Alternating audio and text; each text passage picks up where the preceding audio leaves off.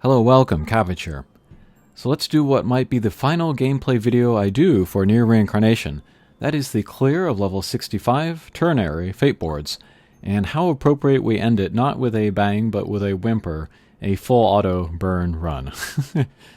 For these levels I used my usual teams which I covered in my team building guide video, link below, but I can take this video to do a half review, half retrospective about the battle gameplay in Nier Reincarnation during its 3-year run. In a word, it was serviceable, which is what we can expect when the game is a vehicle to tell a story, but almost out of obligation has battle gameplay stapled to the side. I still remember when the game was first released in Japan, a lot of people that picked it up were disappointed it didn't play like Automata, and the game quickly gained a reputation for being boring. The first 6 months sold well because it was full of collaborations, and the fans and collectors bought in. But after those collaborations ended and the game turned its focus to its original characters, sales dropped and never recovered to those early levels, partly because the gameplay was not enough to sustain people. I talked about this in a Final Fantasy VII Ever Crisis video, but Nier Reincarnation suffered from setting the wrong expectations about its gameplay pre-launch. Ever Crisis has similar gameplay but did not suffer the same blowback because it set more realistic expectations pre-launch, partly because the source inspiration was turn-based combat. To be clear, although the battle system is simple in Nier Reincarnation, I was impressed at times at the depth of strategy within that narrow design space. My favorite fights were probably the Halloween challenge missions, Lavania RD normal boss fight, pre-nerf, and some tower boss fights, although none specific come to mind now, they were so long ago. But yeah, a handful of fights, most of which were in the first year of the game. That's not great. Nothing in Nier Reincarnation reached the heights of Final Fantasy Brave Exvius or Monster Strike, but few games would.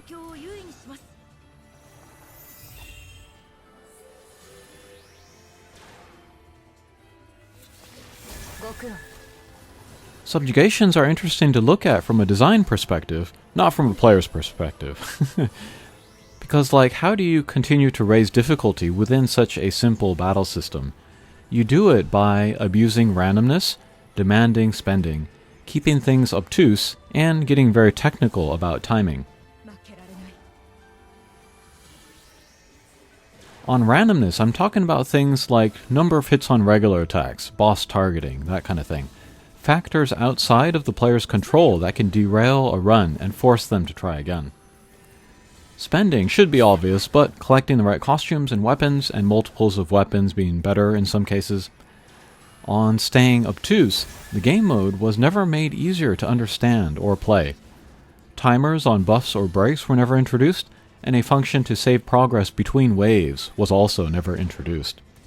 Updates to the mode were targeted at top players, not newer players. And finally, getting super technically demanding on the timing just felt really out of place in the greater context of the game, which was very casual friendly. It rubbed me the wrong way, like how chaining rubbed me the wrong way in FFBE. So in conclusion, battle was okay in Nier Reincarnation. It was saved by great 3D character models, animations, voices, sound effects, and music. So it was pleasant to watch, at least. But if anyone is considering picking up the game for the battle, I would sooner recommend Final Fantasy VII, Ever Crisis, or Punishing Grey Raven, or a console game like Replicant Automata or a Dark Souls game or something. Alright, so that will do it for my battle gameplay coverage of the game, but it's not the main reason why I am here. Alright, thanks for watching, and we'll see you again. Take care.